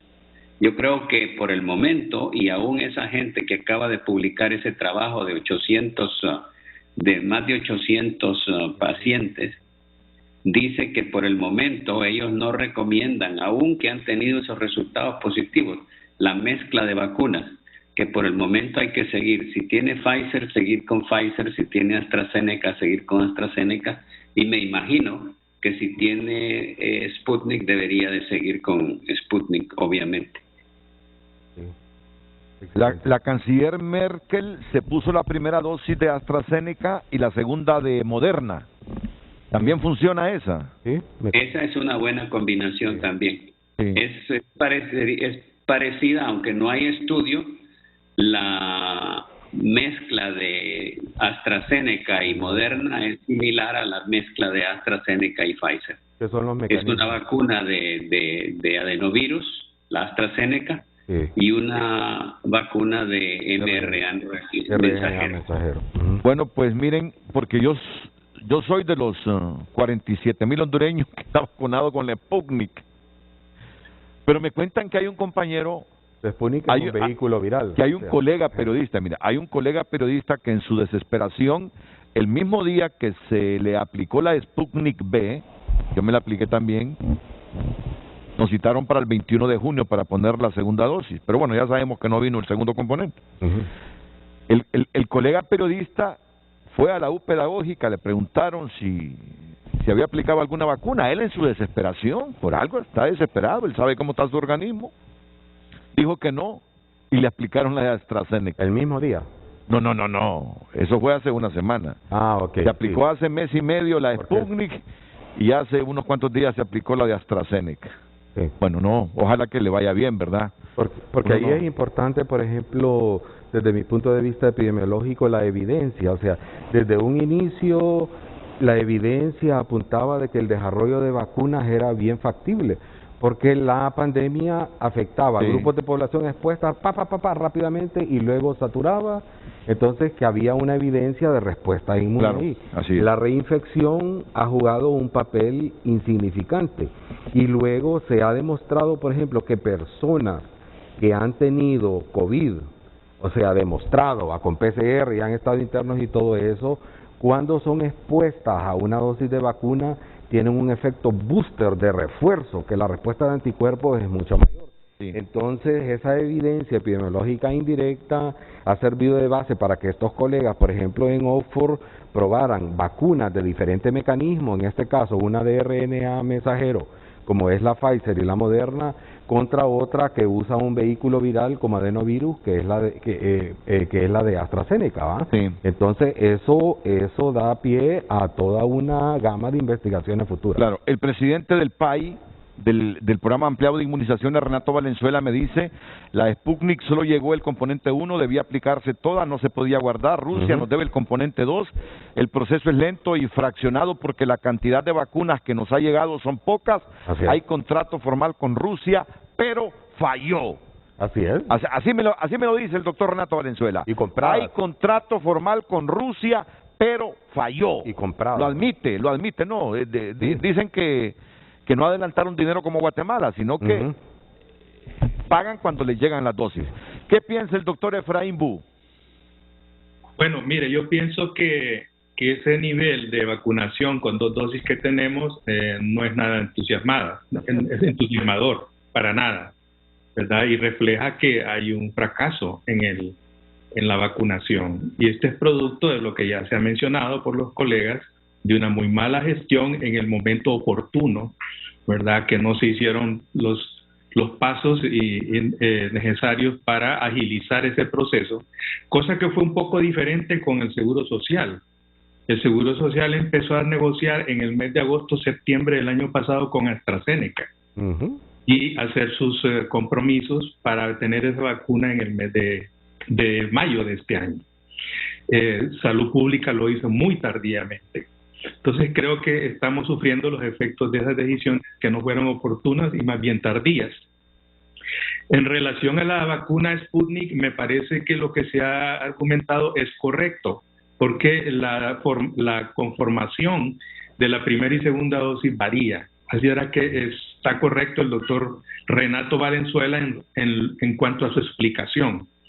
Un peligro es que estén separando los intervalos de vacunación de manera arbitraria, desconociendo lo que nos dicen las empresas farmacéuticas fabricantes y desconociendo lo que está establecido en la organización, en los lineamientos actuales de la Organización Mundial de la Salud. Igualmente hay que tener un gran cuidado y un gran análisis por parte del PAI, programa que yo respeto mucho, porque ha sido muy exitoso a través de la historia con esto de la vacunación.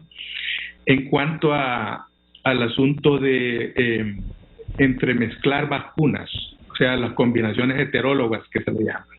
Hasta este momento solo tenemos un par de estudios, 2 o 3 estudios, 2 británicos y un español, que combinan, como ya lo dijo el doctor Moncada, la AstraZeneca con segunda dosis Pfizer.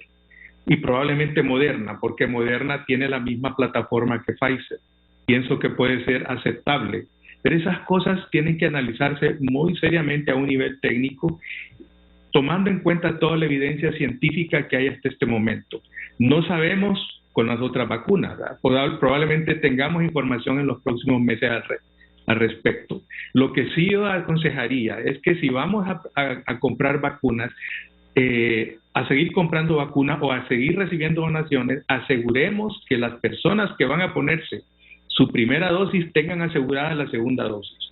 Y quiero poner como ejemplo la donación que hizo Israel a principios de año, que donó 5,000 dosis de Moderna, de vacuna Moderna. Se vacunaron 2.500 trabajadores de salud. Y esos 2.500 trabajadores de salud tuvieron su segunda dosis a los 28 días. Correcto. Porque se reservó la otra mitad. Yo creo que esa estrategia hay que continuarla para evitar caer en este tipo de improvisación, de querer separar de una manera no correcta los intervalos de vacunación. y presionar por los medios necesarios para que los que se han comprometido, nuestros proveedores internacionales, realmente cumplan, ¿verdad? Porque hay otro problema que tenemos que enfrentar.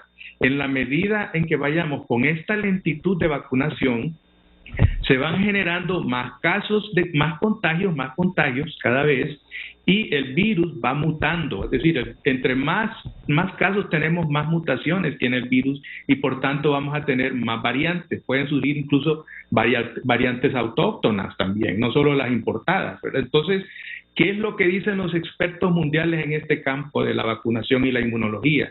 Señores, vacunen lo más pronto posible a la mayor cantidad de población. Aparte de que tenemos el objetivo de buscar una inmunidad colectiva o comunitaria, o lo que le llaman otros inmunidad de rebaño, en un tiempo corto, ¿no? Porque ¿qué tal si nosotros vamos a llegar a una inmunidad de rebaño o colectiva en año y medio, 2 años, y para entonces vamos a tener cepas que probablemente ya no solo sean más contagiosas, sino que también más letales que las que existen actualmente? Porque el virus sigue reproduciéndose en la humanidad y en muchos pueblos como el nuestro, que han entrado muy tarde a la carrera de la vacunación. Muchas gracias, doctor. Voy a la pausa comercial. El doctor... Yo quisiera intervenir un poquito. Sí, doctor Alvarado. Salvador Moncada. Yo quisiera intervenir aprovechando este comentario. Sí. Ok. Yo quisiera lanzar una pregunta. ¿Qué sucederá a ese 47,000 personas que solo recibieron una Sputnik si no vienen en este mes que se está terminando el intervalo? ¿Cuál va a ser la opción del programa ampliado de vacunación en este momento? Entonces, tenemos que tener una respuesta a estos pacientes, porque son 47,000. Por lo tanto, yo pienso de que si no viene en este mes el segundo componente, tendríamos forzosamente que hacer 2 cosas. Una, aplicar la experiencia que tiene los 2 estudios, el español, en donde vio un despegue de anticuerpos utilizando 2 vacunas heterólogas empíricamente, porque no tenemos otra alternativa. O si no, reiniciar la vacunación y borrón cuenta nueva. O sea, con que los que recibieron la Sputnik primero, que se reinicie una segunda vacunación en ellos, pero no podemos dejarlos al arbitrio. Estamos hablando en el caso de que no vengan las Sputnik, porque sabemos el problema que tiene Rusia y la producción de la vacuna es terrible, así que es posible que tengamos ese escenario, pero el programa ampliado tiene que tener respuesta en este momento. Aunque Ida Berenice Molina descartó ese escenario, doctor Alvarado, ese que plantea usted de reiniciar el proceso de vacunación en caso de que el segundo componente de las Sputnik no llegue. Pero bien, vamos a esperar. Sir Salvador Moncada.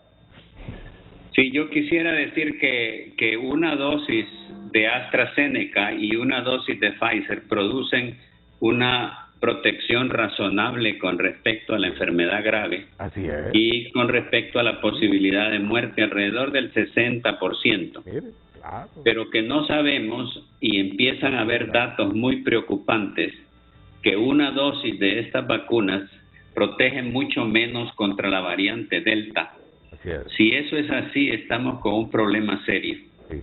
Ahora, lo que planteaba Tito Alvarado es una discusión importante que habría que tener en ese comité de alto nivel que vamos a nombrar a partir del Ministerio de Salud, la posibilidad de usar o una vacuna sola de Moderna después de la Sputnik, o hacer toda la vacunación completa de Moderna. Yo me inclinaría por lo segundo, por lo primero, porque la vacuna de Sputnik se parece a la vacuna de AstraZeneca y podría ser seguida de una vacuna de mRNA.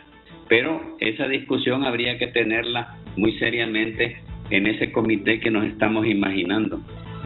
Sí, que nos estamos imaginando que a partir de este programa y de la conciliación que se pueda hacer desde otros programas, va a servir para que el presidente Hernández tome esa decisión. Y yo me adelantaría a la decisión que Tito y el doctor Moncada están recomendando, porque en estos momentos Inverime, que está al frente, la doctora Maribel Rivera, que es una infectóloga pediatra de mucho renombre, ellos están haciendo un ensayo clínico de la vacuna de Sanofi Pasteur, y ellos están en la capacidad de tomar muestras para medir anticuerpos neutralizantes en caso de que querramos documentar, por ejemplo, una cohorte de hondureños que recibieron Sputnik, que se parece al mecanismo de la AstraZeneca, y que se le ponga una segunda dosis de Pfizer o Moderna y ver cuál es la respuesta inmune de esa cohorte. O sea, hay capacidad en Honduras para hacer eso.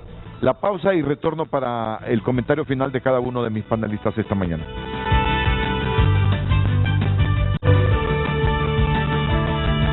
Ok, los comentarios finales breves de nuestros invitados. Comienzo con el doctor Tito Alvarado. Adelante, doctor, agradeciéndole su gentileza de aceptar la invitación en el programa. Muchísimas gracias. Yo solo voy a revestirme con un poquito de optimismo en este momento. Sí. Yo quisiera reiterar con lo que dije. Quisiera que a esta altura hubiera lo que Moncada también sugiere, una comisión con poderes para que le ayude a los que toman decisiones en este momento de la pandemia.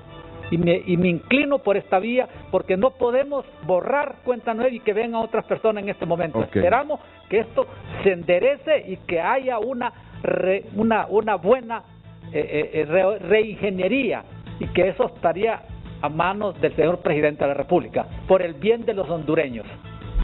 Muchas gracias, doctor Alvarado. Sir Salvador Moncada. Yo creo que estamos en una situación muy difícil. Es obvio que todo lo que se ha hecho es lento y completamente descoordinado. Necesitamos una dirección única, competente y representativa de amplios sectores de la población de Honduras.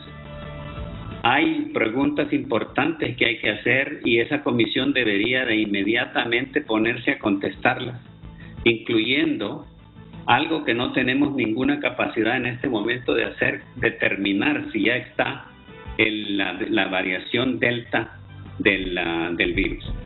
Esa comisión necesitaría financiamiento,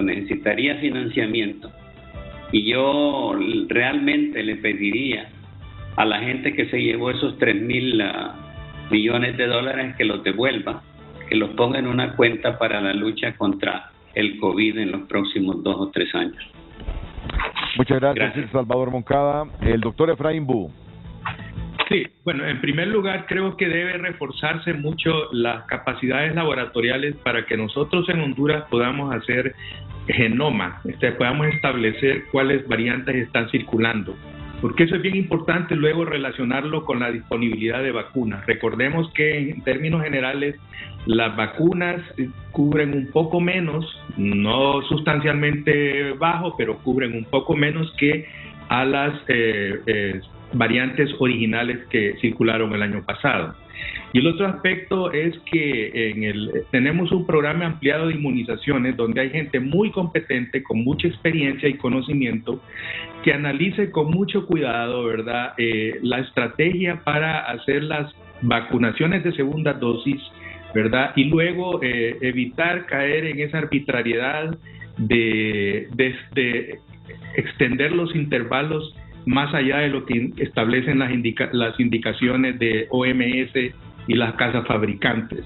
Igualmente diría yo que otra comisión o alguna parte de la institución de la Secretaría de Salud se encargara de poner orden y de informar a la población, que está muy desinformada la población, creyendo que en la fecha que le dan para la segunda dosis llega al sitio y resulta que le dicen que no, que la segunda dosis ya se extendió a otra fecha, y entonces se forman caos en esos lugares donde se están vacunando. Necesitamos mucho orden en ese aspecto y focalizarnos realmente en que sea exitosa esta herramienta poderosa que tenemos hasta ahorita, ¿verdad?, para doblegar esta pandemia.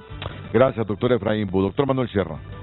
Por mi formación en enfermedades infecciosas y tropicales, he tenido la oportunidad de interactuar mucho con la Escuela de Microbiología de la universidad, y pienso en algunas personas, digamos, como Ivette Lorenzana, Wendy Murillo, Fontecha. O sea, la universidad tiene la capacidad de vigilancia genómica. Claro que sí la tiene. O sea, lo que pasa es que esa dicotomía entre la Secretaría de Salud y el sector académico.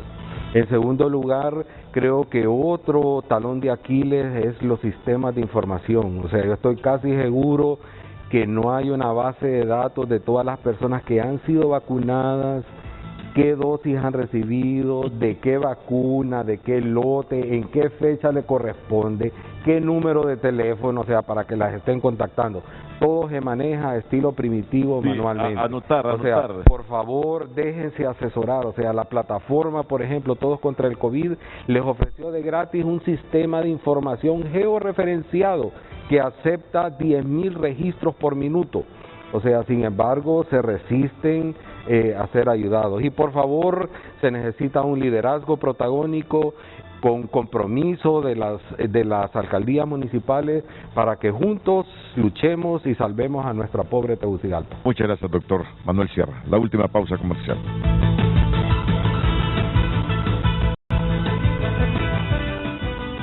Este programa es para que lo revisen las autoridades públicas de Honduras.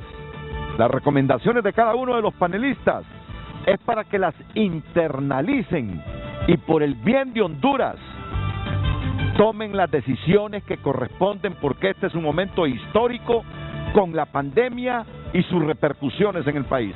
A todos muchas gracias, buenos días, las mañanas del 5 a continuación aquí en la pantalla Liga.